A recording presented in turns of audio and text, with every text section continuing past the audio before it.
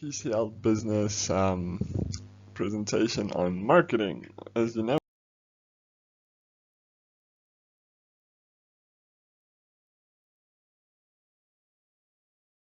we've been doing marketing for the last couple of weeks, so I thought it best to quickly do our video before we carry on with creativity, which is going to be starting with tomorrow. Or Monday rather, not on tomorrow. I'm not teaching you guys on a Sunday. I think none of us are really up for that challenge, but I hope you guys are ready for your exams. If you are watching this during your exam preparations, please make use of these videos. I know studying sucks at the best of times, but I try and give you guys audio, visual, everything at once so that you're ready for this exam. Okay, so marketing refers to the creation, promotion, and distribution of products towards a target audience. It doesn't just focus on that promotion aspect. It looks at things like market research, product development, pricing, advertising, behavioral patterns in the market trends, how the competitors, you've got to really know your competitors. You also really got to know your suppliers. You've got to know what is your competitive advantage. If you don't know what your competitive advantage is, you're not going to capitalize on it. Okay, so branding refers to something that differentiates you from your product, to something that's unique to you. Branding can be a color, it can be a logo, it can be your service record, your feedback, your reputation. And that comes from customer feedback, their reviews, how you interact with them, their product reviews, how you actually interact with them. Publicity is how you get out in the press, but it's not necessarily the same as marketing. Publicity can be from an outside source. You focus on your marketing. Publicity is what you get from what you do. Okay, so you can get good publicity, you can get bad publicity. It's up to how your product runs. Okay, so from a marketer's perspective, you can go two ways. You can decide to go market orientated, where you look at what your people you're trying to target. Okay, there you focus on demographics, the LSM group, whatever you want to focus on. Or you could focus on product orientated, where you focus on creating a product that anyone will buy, making the best product available. Okay, an example of market orientated is Spar Checkers. They don't really differentiate their products, but they target specific demographics. Apple, however, tries to be very unique in the products that it sells.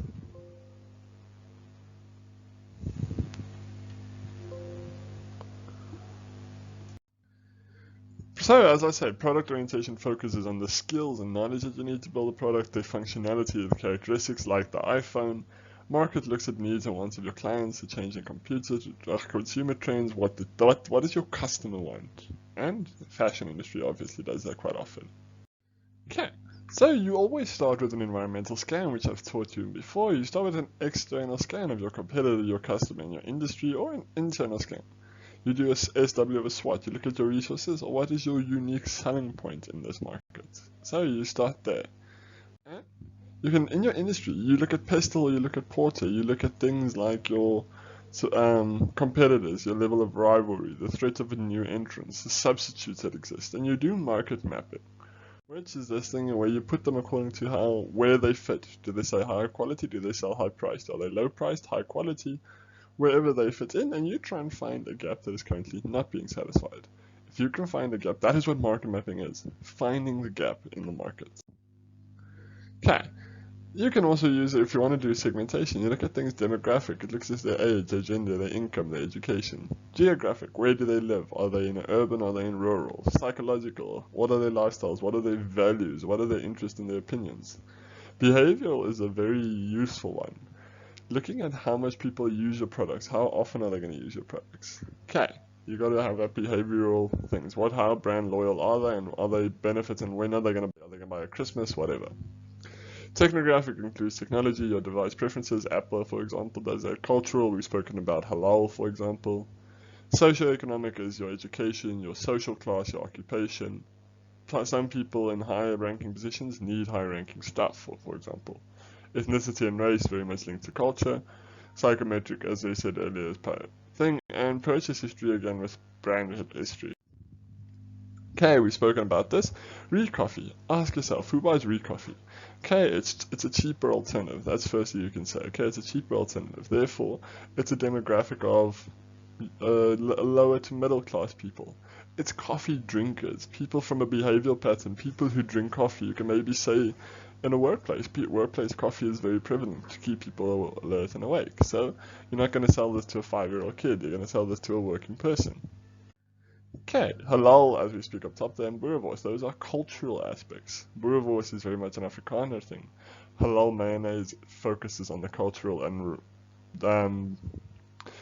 cultural brand of the Muslim community. All of it makes sense in that regard. Okay, you've got to ask yourself always, what have I told you? Who has the power, and how do you know who has the power? Who has the most choices? The one who can make the most choices is the one who has all the power. So, how many substitutes are there? What are their lifestyle? Are there only a certain select number of people who buy from you and your competitors? Or are there a lot of them? That'll tell you who has the power. Ferrero Rocher, for example, is something that not a lot of people buy. They know that they sell to a select customer base at select times. They also know Christmas is their best period, Valentine's Day, whatever. Okay.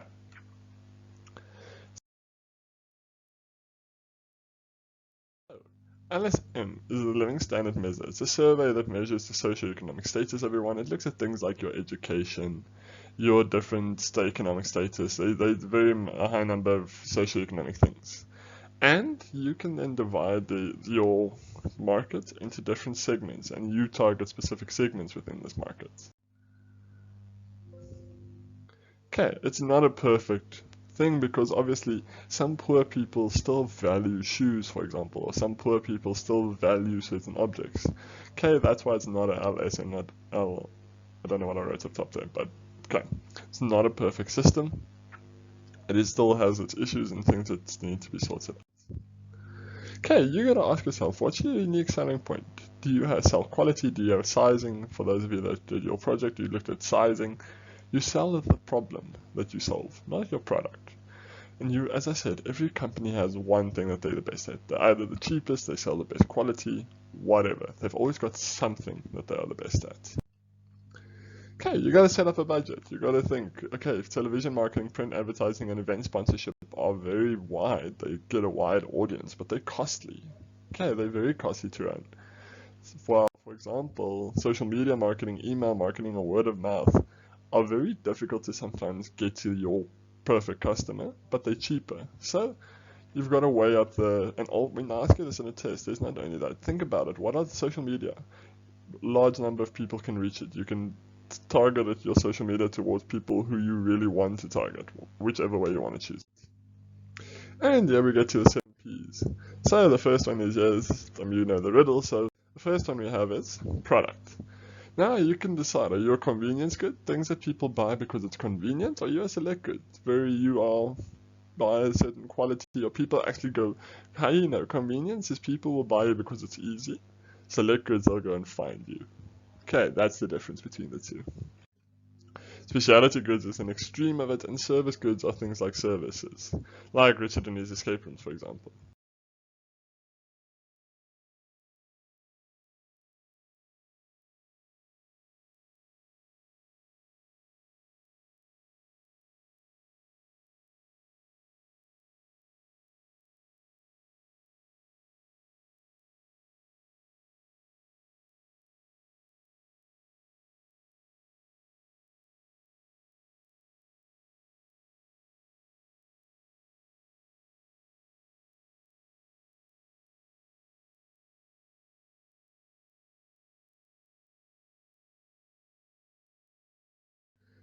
Packaging forms part of product, and it's an extremely important because packaging is what people see. You can put your brand name on it, you can make yourself recognizable, and it helps you to do that market segmentation that we spoke about. Okay, the same can be said there for price. Why is price? Price is the first thing you see in a shop. When you're walking through the shop, the first thing you look at is the price. Price sensitivity is how sensitive are people to changes in price. For example, if bread becomes 1 rand more expensive, people aren't all that sensitive. But if you make a 1% change in a luxury good, often people, like for example an Xbox or a PlayStation, people often not buy it. So you also got to ask, what are the substitutes for it?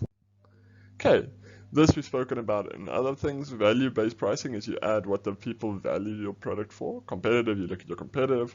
Price skimming is when you start to price high and you take a little bit off until you reach your best point. Cost plus is you work out your cost and you add a margin to it. Penetration pricing, start low so that you can enter the market.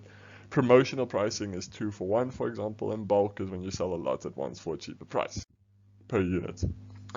So, then we've got place. How do we get from A to B? Direct to a retailer, or do we go intensive, or do we go exclusive? Do we franchise? Okay, remember there's always advantages of going direct. That's called vertical forward integration. If you go direct, you take out that middleman. You get straight feedback from your customers. It's easier, it's quicker, it's cheaper for you because you don't have to pay the middleman. Okay. Each one is different, but it's got to be comfortable for people to access. It has to be updated with the times, and it has to be relevant to your target market. If your target market live in rural areas, delivery to their home is not going to be very easy. You've got to be located in an area where people can get to you. Okay, transport for example. You also got to consider your target market, your distribution channels, their location, as I said. Where are you going to put yourself? Are you going to be proximity to them, or are you going to be far? Are they happy to travel the distance to get to you? Some people are willing to travel the distance. So you've got to know your distribution channel. You've got to know such as cost, efficiency. Are you close to a harbor? If you've got big products, you have to be close to the harbor. You can't be far away. Okay, then we have promotion. Oh, sorry, last thing from thing, you got to look at logistics, you got to look at your competition, and you also got to look at your resources when you consider your place. Okay, but first per promotion, you got to get the message out. So you got to know the capabilities of your company. It's an investment rather than an expense, but you got to choose the right medium. Again, what are some of the pros for example, of social media? So you got to understand, you're either going to go mass market where you repeat your message, like for example YouTube ads, repeat, get it out there. But every single marketing thing, it has to be engaging, it has to be credible, it has to call people to action, it has to leave an impression, and it has to be aligned with brand. Okay, why false advertising? Why is false advertising so bad? You can lose trust and faith, especially new companies. Okay, new companies don't yet have a trust with you. If they are caught false advertising from the start, you're not going to get customers in your door again. You're going to lose them faster than you make them. Okay, and it gives you an unfair advantage because you are lying and your competitors are losing out, and it could cause harm if you, for example, don't declare everything you should.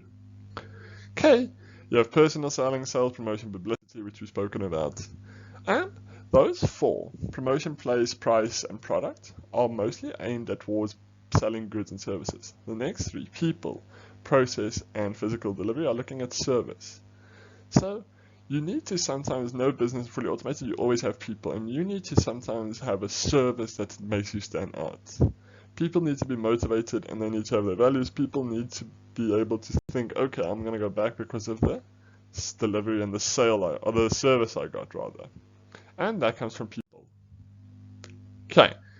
So there's something called the customer relationship management, where you build trust and you consider how they manage with customers. Ms. Charles used to work in customer relationship management. Okay, having a robust CRM system in place can help manage customer data, personalize marketing efforts, and then you have someone who deals with customers.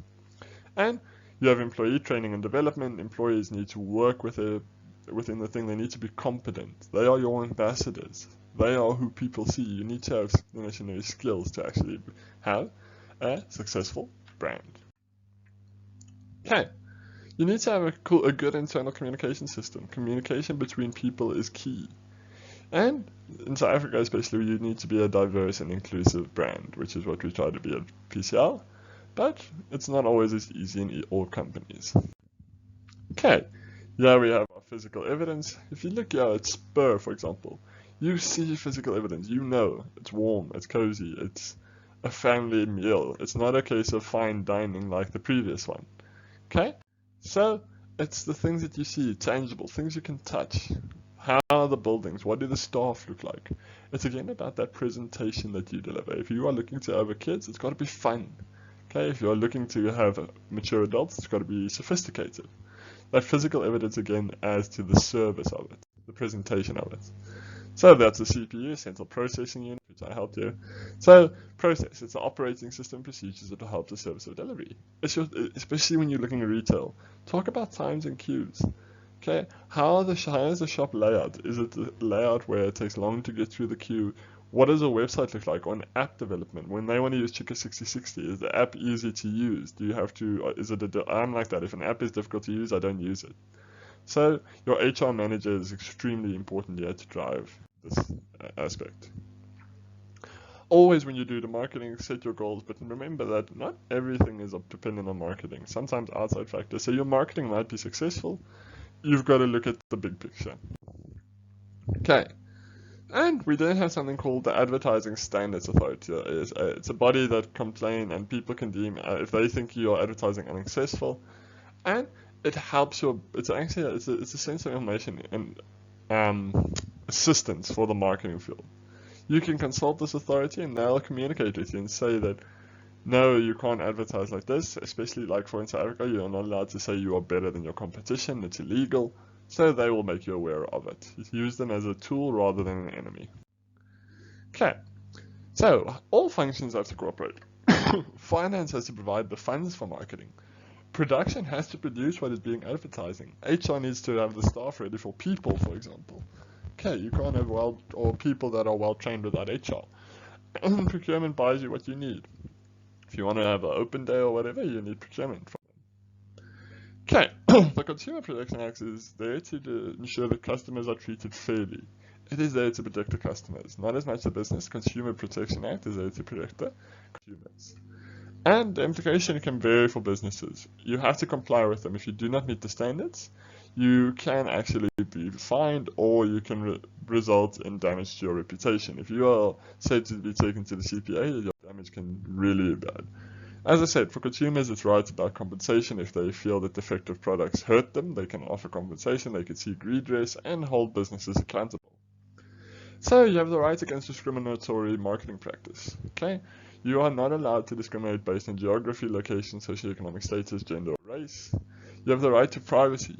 People are not allowed to, that's why you have to give permission for them to send you an email or an SMS, so you're not allowed to just reach out to you anymore. You also have the right to choose. So you can cancel the transaction if you are not happy with the thing, and the customer has the right to shop around. They can't be forced to buy additional goods or linked to the original transaction. That's why they say at a shop, you are allowed to buy 2 for $50 or 1 for $24 or $28. So you still have to give them the choice of only buying 1. Consumers have the right to request authorization before additional repairs, so you're not allowed to just charge them extra. If you're, for example, installing solar panels, you're not allowed to just charge them extra to come and repair them. They have to give permission. So it's a lot of different rights to choose there. So you need to disclose all of, and in South Africa, it's actually French, funny enough. English, French, and French. A lot of times, light interior, you'll see on a lot of packages, French we have. And they have to display the prices in full view of the customer. You can't hide the prices, and if there's 2 prices, they're allowed to ask for the cheapest price. Okay, they have the right to fair and responsible. You have to be fair. You have to be open, transparent, and be held accountable for what you are showing to them. And honest dealings. You're not allowed to no supply may mislead or force someone to. So the seller may not accept payment of goods or services that is reasonably expected of them. Okay, you have to be honest with them about it. You can't hide certain aspects of it. Okay, fair value, good quality, and safety is pretty self-explanatory. Okay, then we go to international marketing. Why go international? You've got increased market potential. There's more people internationally. You can diversify your brand. If South Africa's market crashes, you can still go outside of South Africa. You have access to resources and expertise outside Africa that you don't have here, and it gains you a competitive advantage in that way. But obviously there's cultural and language barriers. I've told you, Japan works very differently than any other country does. Okay? So there's always legal frameworks, especially outside of South Africa, are very different than we are very used to. Yeah. So it also presents logistical challenges. Like I said to you, you really need to know what you're doing when going overseas, and you always have competition overseas that you do not have here sometimes. So why do e-marketing rather? Because you again have a wider reach. It's cost efficient. It's increased engagement. People in social media can click and drag and drop and like and poke and whatever they want to do with you. Okay. Branding. As we said, branding refers to creating and establishing a brand for a product service company. It involves creating a unique name, a unique logo, a unique design, any elements. And branding can go with any of the others. Your product maybe, especially with product. Try and link branding and product together. Okay, you have a brand identity, your brand name, what people know about you. Your positioning is how you identified according to your competitors. Where are you positioned in their minds relative to everyone else? Your message is what you want to get across to people, and brand consistency means that you are the same in everything that you do. Your service, your product, your price, your promotion, everything is linked to your main idea. And you've got to have the consumer experience. Make sure that people get the experience of buying from you. Okay, so it gives you recognition, it builds trust, it gives you are sometimes allowed to have premium pricing, it gives you brand loyalty and advocacy and brand equity. So the value of your brand. Sometimes a brand is worth more. They call it goodwill. When you want to buy out Coke, you don't buy all the assets and say, oh, your assets are worth 20 million, I'll give you 25. They say, no, we've built our brand and we have something called goodwill. People will buy from us because we're Coke. So that's an extra 5 million rand or something. It's literally done in accounting. Okay. So you then have brand extension. So brand extension or brand stretching. Extension is when you go an existing brand into new products into a new market. Extension involving the new products under the same name and doing something that is very much in the same brand of what you're doing. Okay, brand stretching, when you stretch something far away, is like, yes, you still have the name, but it's in something that wasn't what you originally offered. So let's say Lamborghini all of a sudden makes clothes. Not the same. Okay, there's something called the stimulus response model. It refers to external factors that influence the buyer, such as marketing messages, advertising, word of mouth, anything that creates awareness and interest. It's all about perception. So they interpret the stimulus that they receive.